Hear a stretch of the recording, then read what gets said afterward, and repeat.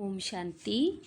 आज 11 तारीख की मुरली है और आज स्पेशल मुरली है। जी हाँ, दादियाँ की डायरी में निकालेड़ा महावाक्य है। वी दादियाँ जी की ब्रह्मा बाबा की कन्ने रह गई और साकार पालना में पड़ेड़ी है। तो बने विशेष कोई भी जिया योग में टचिंग हुई है या बाबू खुद कन्ने बैठ के जी भी बातें लिखवाई है तो बे बाँ डायरिया में है शब्द यानी आज की मुरली सारी निकलेड़ी है।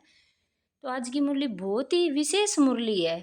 यानी यही समझ लियो कि भी आज ताई आप कुछ भी कौन पढ़्यो वहाँ आज की मुरली जी की सुना तो बे समझा नहीं तो आज ताई को ज्ञान सारो अपने लिए मतलब एकदम जीरो ही है। आप कुछ भी कौन समझियो है। यानी आज की मुरली बहुत ज्यादा विशेष है।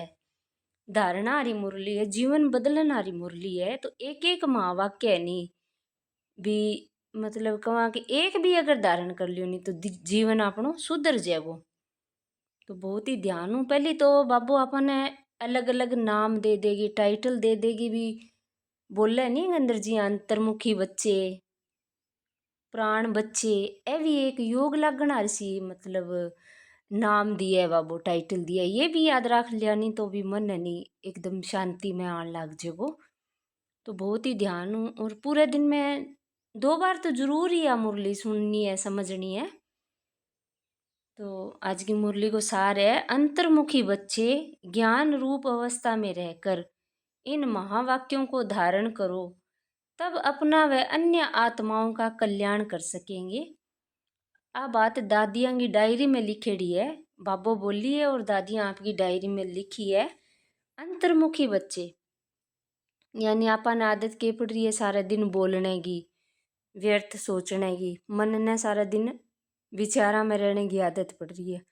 अंतर्मुखी बच्चे कण आपकी आत्मा सगे मुख यानी मन आत्माओं जोड़ो ज्ञान रूप अवस्था में। ज्ञान रूप अवस्था बोलांगा कि आत्मा जिको मेन ज्ञान के आप आत्मा तो आत्मिक रूप में रह गए, समझदार बन गए, ज्ञान ने धारण करो और अन्य आत्माओं का कल्याण कर सकेंगे। महावाक्यों को धारण करो तो क्या करना है, ज्ञान की अवस्था में रह गए सुनना है कि मैं शांत स्वरूप ज्ञान स्वरूप आत्मा हूँ। ओम शांति। हर एक पुरुषार्थी बच्चों को पहले अंतर्मुख अवस्था अवश्य धारण करनी है। पहले तो चेक करना है भी मेरा मन के अंदर की है। एक बाबू है भी मैं मुरली सुनने लग रही हूँ तो मेरा मन कट है। अंतर्मुखता में बड़ा ही कल्याण समाया हुआ है। फिर अंतर्मुखता क्यों जरूरी है, इनमें बहुत कल्याण है। इस अवस्था से ही अचल शिथिर धैर्यवत निर्माणचित आदि देवी गुणों की धारणा हो सकती है। जब अपने मन में आप अंतर्मुखी बन जाओगा, आत्मा का नहीं घड़ी घड़ी जुड़ांगा तो वह उनकी हो जाएगा अचल शिथिर धैर्यवत और निर्माणचित गुण आ जाएगा अपने अंदर, तथा संपूर्ण ज्ञानमय अवस्था प्राप्त हो सकती है और पूरी ज्ञान स्वरूप आत्मा बन जाएगी। अंतर्मुख न होने के कारण वह संपूर्ण ज्ञान रूप अवस्था नहीं प्राप्त होती, क्योंकि जो भी कुछ महावाक्य सम्मुख सुने जाते हैं अगर उसे गहराई में जाकर ग्रहण नहीं करते, सिर्फ उन महावाक्यों को सुनकर रिपीट करते हैं तो वह महावाक्य वाक्य हो जाते हैं। बाबू कह भी आप मुरली ने सुन ली और सुन के भी ने सीधी रिपीट कर बो करांगा, लेकिन वह रूप नहीं बनागा नहीं तो जत्ता ही वह अपने लिए एक साधारण वाक्य ही रह जाएगा। जो ज्ञान रूप अवस्था में रहकर महावाक्य नहीं सुने जाते उन महावाक्यों पर माया का परछाया पड़ जाता है। यानी आत्मिक रूप में शांति में रह गए अगर अपन ज्ञान नहीं सुनागा तो वो ज्ञान अपने लिए अहंकार को रूप माया को रूप बन जाएगो। अब ऐसी माया के अशुद्ध वाइब्रेशन से भरे हुए महावाक्य सुनकर सिर्फ रिपीट करने से खुद सहित औरों का कल्याण होने के बदले अकल्याण हो जाता है। अब जी मतलब आप ध्यान नहीं करी पूरी ज्ञान बात ने ना सुनी तो जी हाँ, उदाहरण के लिए समझो बाबू यहाँ कह दियो था नहीं पुरानी दुनिया ने छोड़नी है तो आप पुरानी दुनिया के सोचांगा जिका ज्ञान में नहीं चल है बाने समझ गया आप वहाँ सा लड़ाई झगड़ा कर लग जाऊंगा, बहुत दूर दूर रहने लग जाऊंगा। लेकिन बाबा की तो बात ही है कहने की कि भी पुराना है जिका थारा संस्कार है लड़ाई झगड़ा ईर्षा गिरना अन्य छोड़ना है तो वह आप ध्यान न समझने के कारण और आप आपनों भी अकल्याण कर लियो और दूसरा को भी हो जाएगो। इसलिए हे बच्चों एकदम अंतर्मुखी बन जाओ। के बनना है? अंतर्मुखी, यानी ज्यादा कौन बोलनो और एक आत्मी की याद में रहना है, बाबा की याद में रहना है। तो पहलो टाइटल दियो है बाबू अंतर्मुखी बच्ची। फिर आगे बाबू कहे ये मंदिर सदृश है। आपने मन ने बाबू कहे भी मंदिर की तरह है मन। जैसे मंदिर से सदैव खुशबू आती है, ऐसे मन मंदिर जब पवित्र बनता है तो संकल्प भी पवित्र इमर्ज होते हैं। मन अगर पवित्र है तो इनकी सोच भी पवित्र ही चलेगी। जैसे मंदिर में सिर्फ पवित्र देवी देवताओं के ही चित्र रखे जाते हैं, न कि दैत्यों के। अब आप रावण को राक्षसां का चित्र तो देवी मंदिर में रखा ही कोनी। तो मंदिर में क्या हुआ? पवित्र देवी देवता का चित्र हुआ। एंगा मतलब क्या है कि अपने मन के अंदर व्यर्थ विचार नहीं होना चाहिए। तुम बच्चे अपने मन व दिल रूपी मंदिर को सर्व ईश्वरीय गुणों की मूर्ति से सजा दो। वे गुण है निर्मोह, निर्लोभ, निर्भय। अपने मन के अंदर किसी मूर्तियां सजानी है, कोई भी मोह नहीं होना चाहिए, प्रेम होना चाहिए, मोह नहीं होना चाहिए। निर्लोभ, लोभ लालच नहीं होना चाहिए। निर्भय, कोई डर नहीं होना चाहिए। धैर्यवत यानी शांति होनी चाहिए। निरंकार इत्यादि, क्योंकि ये सब तुम्हारे ही दिव्य लक्षण है। देवी देवता का दिव्य लक्षण के कि भी सारा न सगा एक सौ प्रेम रखे, कोई लोभ लालच को नहीं हुआ। चाहे कोई बने 1 रुपये दे जाए, चाहे कोई 10 रुपया चढ़ा जाए, और ना ही बने कोई डर हुआ। शांत होगा, कोई अहंकार को नहीं होगा। ये अपना देवी देवता का लक्षण है, गुण है। तो आप इन गुणों, आप बच्चों को अपने मन मंदिर को उजियारा अर्थात संपूर्ण शुद्ध बनाना है। तो अपन के करना, मन की ध्यान करनी है। कहेंगे लिए व्यर्थ है, कोई डर है, अहंकार, अभिमान, लोभ, ईर्ष्या है तो को नहीं। तो जब मन मंदिर उजियारा बने तब ही अपने उजियारे प्यारे वैकुंठ देश में चल सकेंगे। मन पवित्र बनेंगे यदि अपन सतयुग में जा सकांगा। तो अब अपने मन को उज्जवल बनाने का प्रयत्न करना है तथा मन सहित विकारी कर्मेंद्रियों को वश करना है। ए कर्मेंद्रियां आत्माओं मन मुई बनेड़ो है, सारो शरीर मन गया हिसाब हुई तो है वापिस समेट गए विकारी कर्मेंद्रिया ने। परंतु न सिर्फ अपना, अगर अन्य प्रति भी यही दिव्य सर्विस करनी है। आपके लिए भी अच्छो सोचना आपका मन में, और दूसरा के लिए भी अच्छो ही देखना, अच्छो सोचना है। आई दिव्य सर्विस करनी है बाबू। सर्विस करनी बताइए कि आपनो मन भी मैलो नहीं हुआ और दूसरे ने भी अपनी वजह कोई दुख ना हुआ। आ सर्विस है। वास्तव में सर्विस का अर्थ अति सूक्ष्म और महीन है, लेकिन बाबू सेवा को बहुत ही महीन अर्थ बताने लग रहा है कि यहाँ सेवा करनी है। ऐसा नहीं कि किसकी भूल पर सिर्फ सावधान करना, इतने तक की सर्विस है, परंतु नहीं, उनको सूक्ष्म रीति अपनी योग की शक्ति पहुंचाए, उनके अशुद्ध संकल्पों को भस्म कर देना है।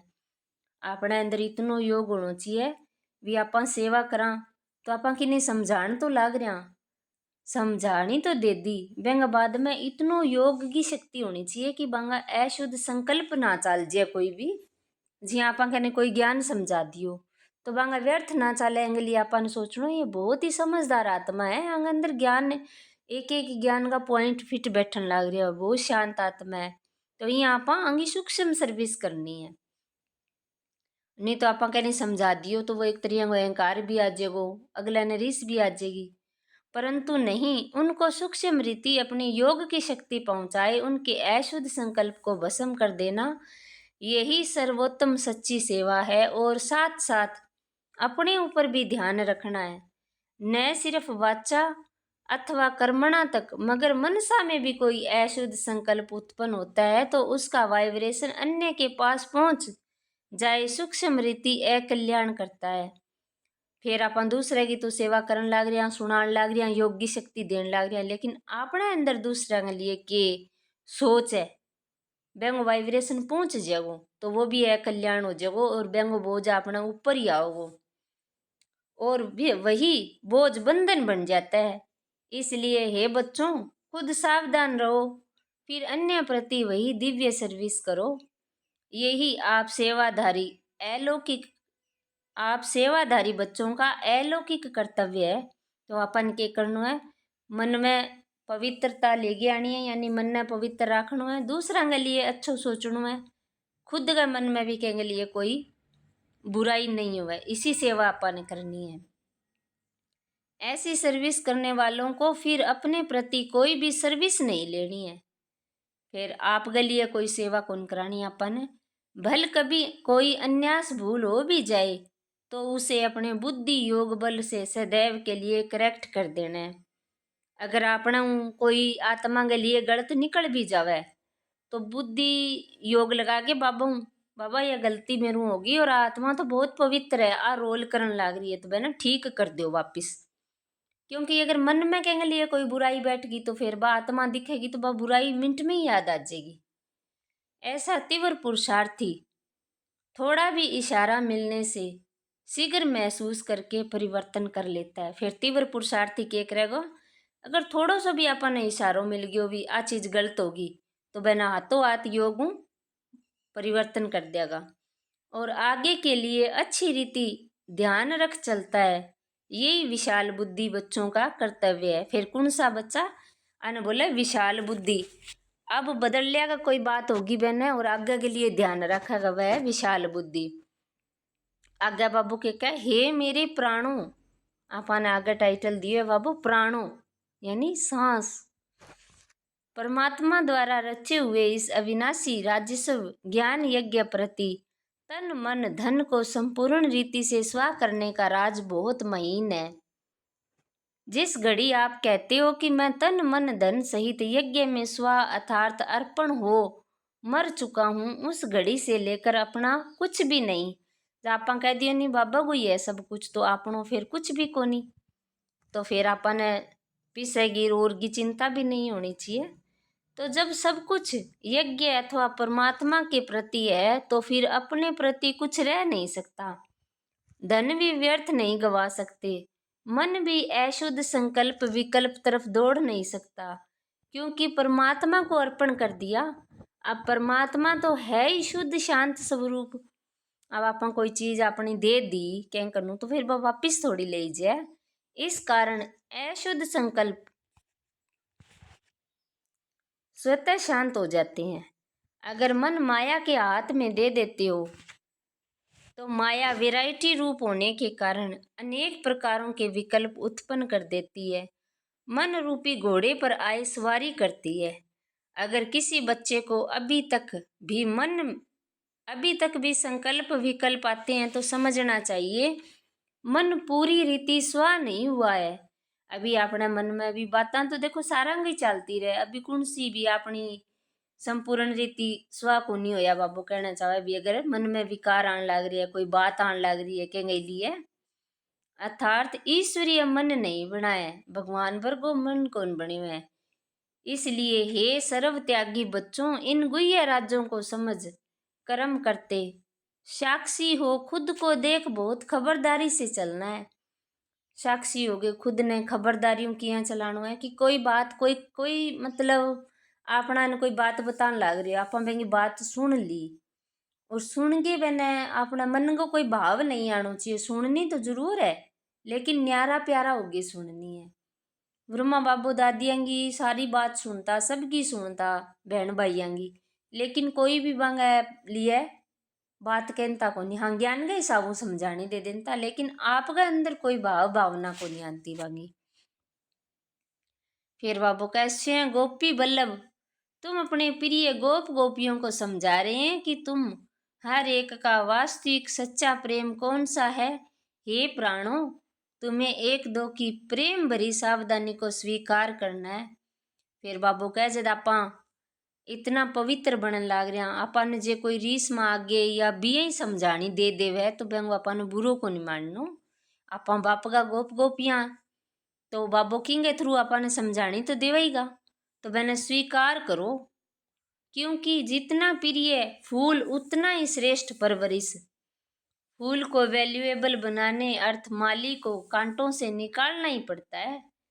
वैसे तुम्हें भी जब कोई सावधानी देता है तो समझना चाहिए जैसे कि उसने मेरी परवरिश की, अर्थात मेरी सर्विस की है। अगर अपन कोई समझाने लाग रही है मतलब यहाँ समझो कि वह मेरी परवरिश करी है, मेरी सेवा करी है। उस सर्विस अर्थ अथवा परवरिश का रिगार्ड देना है, यही संपूर्ण बनने की युक्ति है। तो संपूर्ण बनने की युक्ति की है कि कोई अपन है आपको समझ के कहन भी लाग रही है तो वो एक तरीका वो प्रेम है। यही ज्ञान सहित आंतरिक सच्चा प्रेम है। इस दिव्य प्रेम में एक दो के लिए बहुत रिगार्ड होना चाहिए। हर एक बात में पहले खुद को ही सावधान करना है। यही निर्माणचित अति मधुर अवस्था है। तो पहली बहुत खुद ने समझानो है, अपन दूसरे ने समझाने लग जाओ वो यहाँ करे वो यहाँ करे। तो आई के निर्माणचित अति मधुर अवस्था है।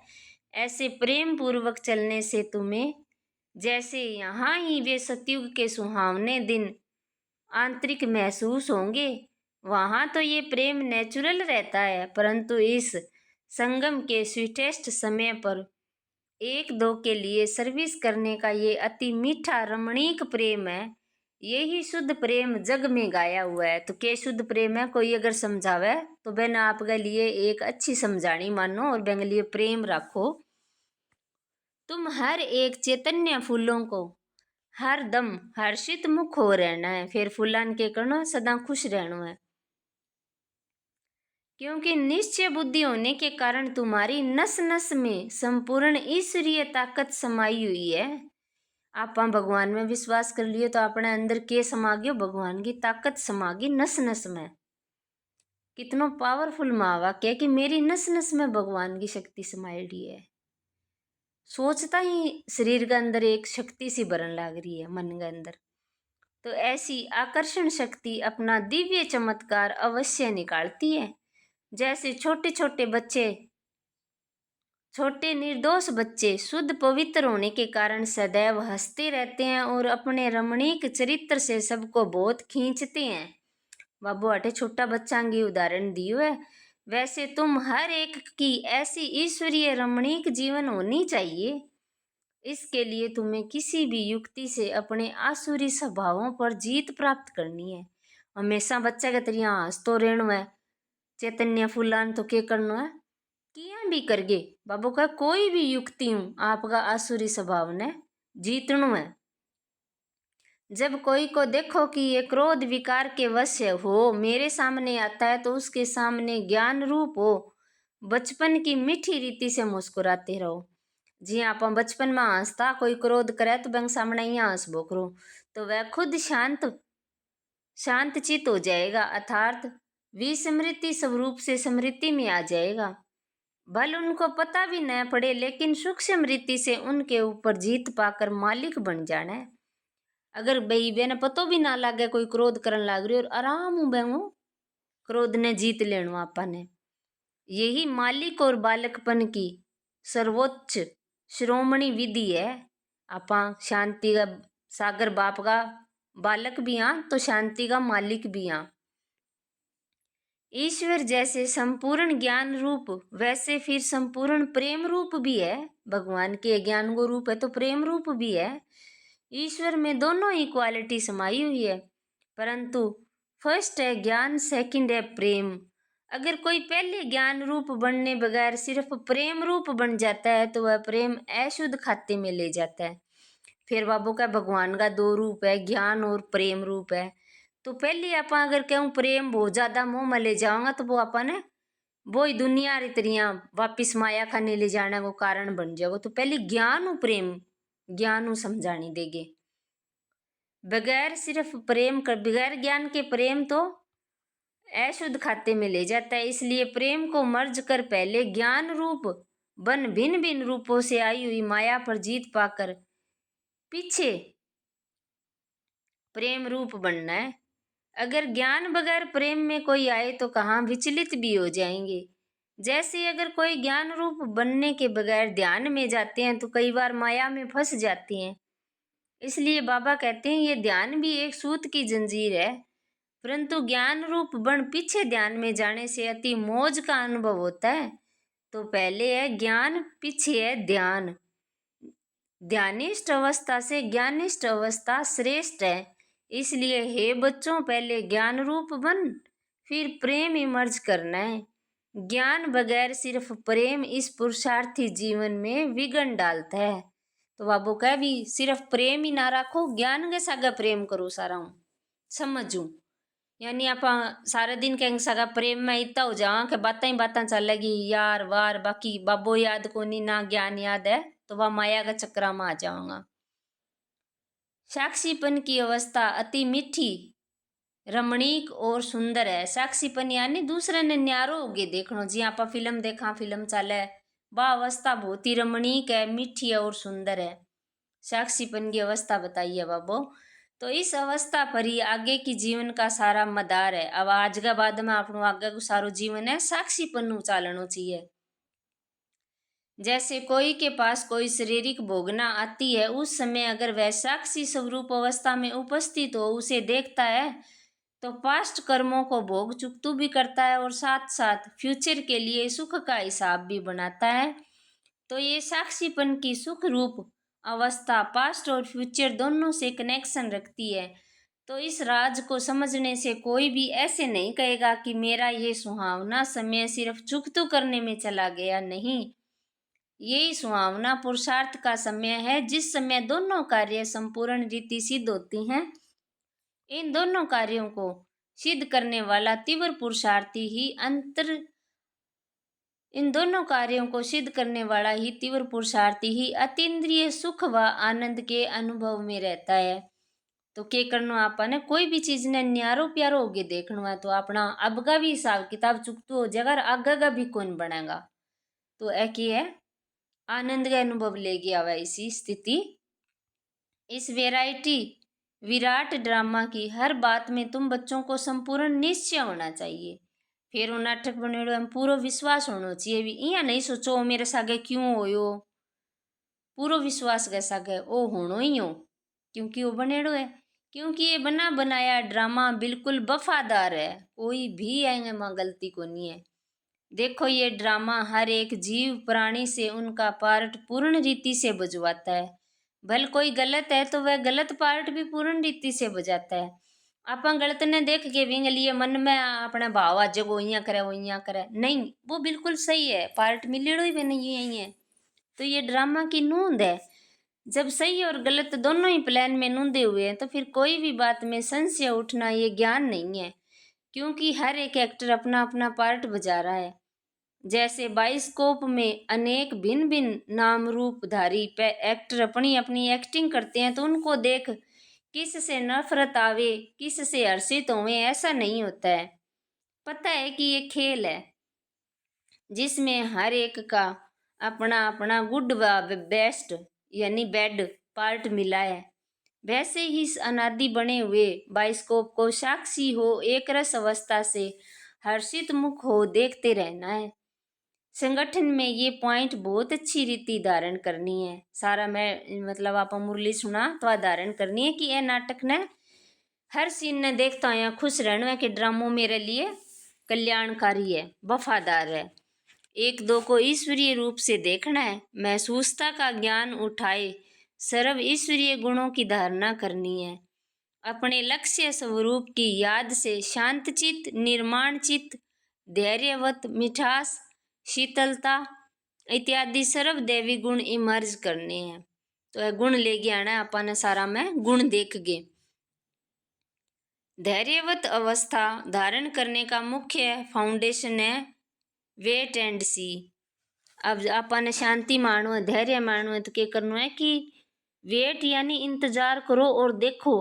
हे मेरे प्रिय बच्चों, वेट अर्थात धैर्य करना, सी अर्थात देखना।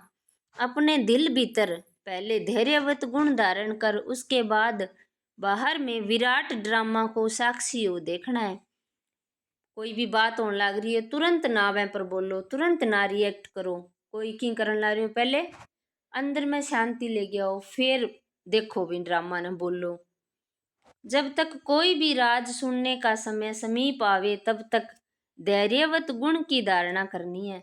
अभी अपन आदत है बहुत जल्दबाजी करने की, लेकिन अपन धैर्य यानी शांति धारण करनी है। समय आने पर उस धैर्यता के गुण से राज सुनने में कभी भी विचलित नहीं होंगे। इसलिए हे पुरुषार्थी प्राणों, जरा ठहरो। आपका संसान देखो, आज अपन बाबू के क्या प्राणों, आप प्राण बाबेगा, आगे बढ़कर राज देखते चलो। इसी धैर्यवत अवस्था से सारा कर्तव्य संपूर्ण रीति से सिद्ध होता है। ये गुण निश्चय से बंधा हुआ है। ऐसे निश्चय बुद्धि साक्षी दृष्टा हो, हर खेल को हर्षित चेहरे से देखते, आंतरिक धैर्यवत और अडोल चित रहती हैं। यही ज्ञान की परिपक्व अवस्था है, जिका में ज्ञान आ जब वह शांति का सागर सारा नाटक ने बिना हिले डुले अवस्थाओं देखेगा। आई ज्ञान की उच्च अवस्था है, परिपक्व अवस्था है, जो अंत में संपूर्णता के समय प्रैक्टिकल में रहती है। लास्ट में अपनी आत्मा संपूर्ण बनेगी नहीं तो वह प्रैक्टिकल में रहेगी। इसलिए बहुत समय से लेकर इस साक्षीपन की अवस्था में स्थित रहने का परिश्रम करना है, मेहनत करनी है। बहुत टाइम न्यारा प्यारा होनेगी, क्योंकि लास्ट में जब शरीर छूटने लगेगा फिर आत्मा देखेगी एंड ड्रामा ने देखेगी, तो फिर मन कठी अटकेगो कोनी। जैसे नाटक में एक्टर को अपना पार्ट मिला हुआ पार्ट पूर्ण बजाने अर्थ आगे से ही रिहर्सल करनी पड़ती है, वैसे तुम प्रिय फूलों को भी आने वाली भारी परीक्षाओं में योग बल द्वारा पास होने के लिए आगे से ही रिहर्सल अवश्य करनी है। लेकिन बहुत समय से लेकर अगर ये पुरुषार्थ किया हुआ नहीं होगा तो उस समय घबराहट में फेल हो जाएंगे। इसलिए पहला अपना ईश्वरीय फाउंडेशन पक्का रख देवी गुणधारी बन जाना है। तो पहलो ईश्वरीय फाउंडेशन है धैर्यता रखनी है और देवी गुणधारी बन जाना है। जी हाँ, सारा एक्टर भी फिल्म बनाने पहले एक्टिंग पूरी करेगा, वही प्रैक्टिस करेगा रात दिन तक, फिर वह जाके फिल्म में आवे। तो भी यही अपन हर टाइम शांति में रहने को, धैर्यता में रहने को प्रैक्टिस करनी है। ज्ञान स्वरूप स्थिति में स्थित रहने से स्वतः शांत रूप अवस्था हो जाती है। जब ज्ञानी तू आत्मा बच्चे इकट्ठे बैठकर मुरली सुनते हैं तो चारों तरफ शांति का वायुमंडल बन जाता है, क्योंकि वे कुछ भी महावाक्य सुनते हैं तो आंतरिक डीप चले जाते हैं। डीप जाने के कारण आंतरिक ऊनों को शांति की मीठी महसूसता होती है। अब इसके लिए कोई खास बैठकर मेहनत नहीं करनी, परंतु ज्ञान की अवस्था में स्थित रहने से ये गुण अन्यास ही आ जाता है। ज्ञान की अवस्था बोलांगा आत्मा हूं मैं, वही ज्ञान है। पहलो तो एंगी अवस्था में रह गए ज्ञान सुनांगा तो शांति धीरे धीरे अपना आप आ जाएगी। तुम बच्चे जब सवेरे सवेरे उठकर एकांत में बैठते हो तो शुद्ध शुद्ध विचारों रूपी लहरें उत्पन्न होती है। उस समय बहुत उपराम अवस्था होनी चाहिए। फिर अपने निज शुद्ध संकल्प में स्थित होने से अन्य सब संकल्प आपे ही शांत हो जाएंगे और मन अमन हो जाएगा। क्योंकि मन को वश करने अर्थ कोई भी ताकत तो अवश्य चाहिए। इसलिए पहले अपने लक्ष्य स्वरूप के शुद्ध संकल्प को धारण करो। जब आंतरिक बुद्धि योग कायदे प्रमाण होगा तो तुम्हारी ये निर्संकल्प अवस्था स्वतः ही हो जाएगी। यानी कोई भी विचार कौन चलेगा जब अपन शांति हूँ बाबा की याद में बैठ जाऊंगा, आत्मिक रूप में सुबह सुबह बैठांगा। मीठे मीठे ज्ञान गुलजारी, ज्ञान सितारों प्रति याद प्यार और गुड मॉर्निंग और नमस्ते। शुक्रिया बाबा, शुक्रिया आपका, पदमा पदम शुक्रिया आपका। आज की मुरली उदाहरण के करनो है अपने लक्ष्य स्वरूप की याद से शांत चित, निर्माण चित, धैर्यवत, मिठास, शीतलता आदि सर्व दैवी गुण धारण करनी है। अपनो लक्ष्य के देवी देवता बनना, तो देवी देवता ने शांत बनना है। निर्माण यानी कोई भी मान शान की इच्छा नहीं हुआ, धैर्य रखना है, मिठास लेके आनी है, शीतलता लेके आनी है। और दूसरो है निश्चय बुद्धि, साक्षी दृष्टा हो, इस खेल को हर्षित चेहरे से देखते आंतरिक धैर्यवत और अचल अडोल चित रहना है। ए नाटक में इतना ही सोच लियो कि मेरे लिए सब कुछ अच्छो होवेगो, तो धैर्यवत और अडोल रहना है। बहुत समय से लेकर इस साक्षीपन की अवस्था में स्थित रहने का पुरुषार्थ करना है। बहुत समय को अभ्यास चाहिए, वो शांति में रहना को, साक्षी में रहना को। तो एक ही प्रैक्टिस कर लो। सारों की देखता हूँ यहाँ भी मैं देखो मैं कितनी देर शांति में रही हूँ, मैं कितनी देर कहेंगी बात ने सुन सकी हूँ, कोई भी चीज़ ने देखता हूँ या सुनता हूँ या मेरो मन के करन लाग रही है। अब मुरली सुनन लाग रही है, मन के करन लाग रही है। वरदान है एक ही रास्ता और एक ही रिश्ता रखने वाले संपूर्ण फरिश्ता भव। एक ही रास्ता एक ही रिश्ता, निराकार व साकार रूप से बुद्धि का संग व रिश्ता एक बाप से पक्का हो तो फरिश्ता बन जाएंगे। जिनके सर्व संबंध व सर्व रिश्ते एक के साथ हैं वही सदा फरिश्ते हैं। जैसे गवर्नमेंट रास्ते में बोर्ड लगा देती है कि ये रास्ता ब्लॉक है, ऐसे सब रास्ते बंद कर दो तो बुद्धि का भटकना बंद हो जाएगा। बाप दादा का यही फरमान है कि पहले सब रास्ते बंद कर दो, इससे सहज फरिश्ते बन जाएंगे। रास्ता बंद करने का मतलब कि इनके बारे में भी कोई गलत ना सोचना है, ना ही कहनी गलत बोलना है। ए बात आप सुनी तो बहुत ही, लेकिन इनके ऊपर अपने मन पर काम करना पड़े, वो सिर्फ सुनना को नहीं हो। वो स्लोगन है सदा सेवा के उमंग उत्साह में रहना, यही माया से सेफ्टी का साधन है। ए व्यक्ति सारा है महान बनने के लिए मधुरता और नम्रता का गुण धारण करो। आपका बोल और रूप दोनों साथ साथ हो, बोल भी स्पष्ट हो, उसमें स्नेह भी हो, नम्रता और मधुरता भी हो, सत्यता भी हो, लेकिन स्वरूप की नम्रता भी हो। इसी रूप से बाप को प्रत्यक्ष कर सकेंगे। निर्भय हो लेकिन बोल मर्यादा के अंदर हो। जब इन दोनों बातों का बैलेंस हो तब कमाल दिखाई देगी। डर कोई नहीं होना चाहिए, लेकिन बोल पर कंट्रोल होना चाहिए, फिर आपके शब्द कड़े नहीं मीठे लगेंगे।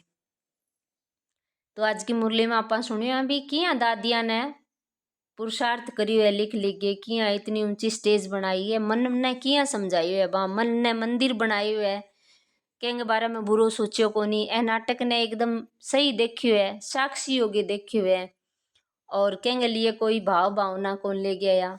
तो आज की मुरली बहुत ज़्यादा पावरफुल मुरली है, और एक वहाँ वाक्य तो बहुत ही पावरफुल हो कि अपनी नस नस में भगवान की शक्ति भरेड़ी है। तो वो भी याद रह जाए तो आत्मा संपन्न और संपूर्ण बनता टाइम कौन लगेगा।